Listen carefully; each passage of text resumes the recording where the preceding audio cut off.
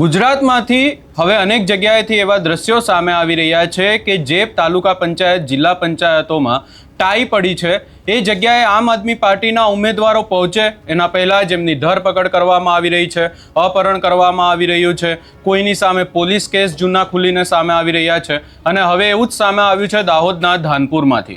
શું છે સમગ્ર મામલો એની વિગતે ચર્ચા કરીશું। નમસ્કાર, હું છું ઉજ્જવલ અને આપ જોઈ રહ્યા છો નિર્ભય ન્યૂઝ।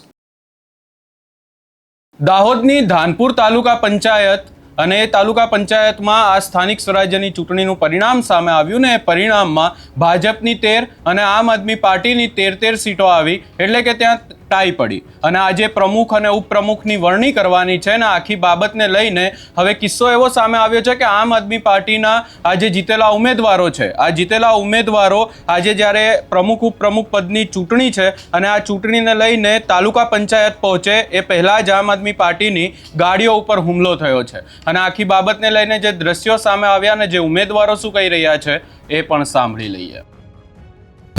હા, શું બનાવ બન્યો હતો?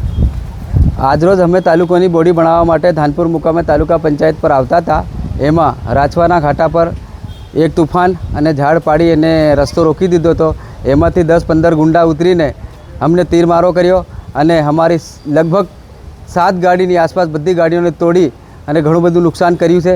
અમારા એક ભાઈને તીર પણ વાગ્યું છે અને બીજી પાછળ ગાડીઓ સાઈડમાં થઈ છે, એમને કેટલું વાગ્યું શું છે એ આપણને ડિટેલ ખબર નથી। શું નામ તમારું? દિનેશભાઈ સનાભાઈ ભાભોર।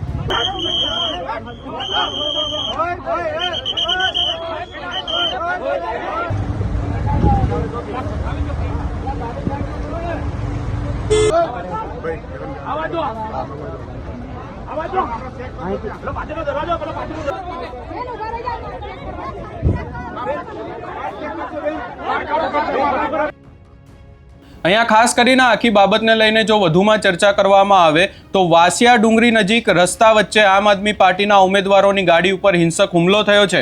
ગાડીઓને હાથે લઈ અને આમ આદમી પાર્ટીના ઉમેદવારોને તાલુકા પંચાયત જતા રોકવામાં આવ્યા છે। ઘટનાની જાણ થતાં જ પોલીસ કાફલો પણ ઘટના સ્થળે પહોંચ્યો હતો અને આખી ઘટનાને લઈ અને હાલ તપાસ હાથ ધરવામાં આવી છે। પરંતુ અહીંયા સવાલ એ ઊભા થઈ રહ્યા છે કે આવા કિસ્સાઓ માત્ર ને માત્ર આમ આદમી પાર્ટી અને ભાજપની જ્યાં ટાઈ પડી છે ત્યાંથી જ કેમ સામે આવી રહ્યા છે। આપણે જોયું કે છોટાઉદેપુરમાં પણ એવું જ થયું, ત્યારબાદ જૂનાગઢમાંથી પણ કિસ્સો સામે આવ્યો કે જ્યાં આમ આદમી પાર્ટીના એક જીતેલા ઉમેદવારને પોલીસ ઉઠાવીને લઈ ગઈ। આ બીજો કિસ્સો દાહોદમાંથી સામે આવ્યો કે જ્યાં આમ આદમી પાર્ટીના કાર્યકર્તાઓ મતદાન કરવા માટે તાલુકા પંચાયત કચેરીએ પહોંચી રહ્યા હતા, એના પહેલાં જ એમની ગાડીઓ ઉપર હુમલો કરવામાં આવ્યો છે અને આખી બાબતે હવે જોવાનું રહેશે કે આગામી સમયમાં તપાસમાં શું ખુલે છે કે કોના દ્વારા હુમલો કરવામાં આવ્યો। હાલ આમ આદમી પાર્ટીના નેતાઓ દ્વારા એવા આક્ષેપ લગાવવામાં આવી રહ્યા છે કે આમ આદમી પાર્ટીના પ્રમુખ ના બને અને એના માટે જ આ આખું ભાજપ દ્વારા કાવતરું કરવામાં આવ્યું છે। આ સમગ્ર બાબતે તમારો શું અભિપ્રાય છે એ અમને કમેન્ટ કરી જરૂર જણાવશો ને અમારી ચેનલ નિર્ભય ન્યૂઝને લાઇક, શેર, સબસ્ક્રાઇબ કરવાનું ભૂલશો નહીં।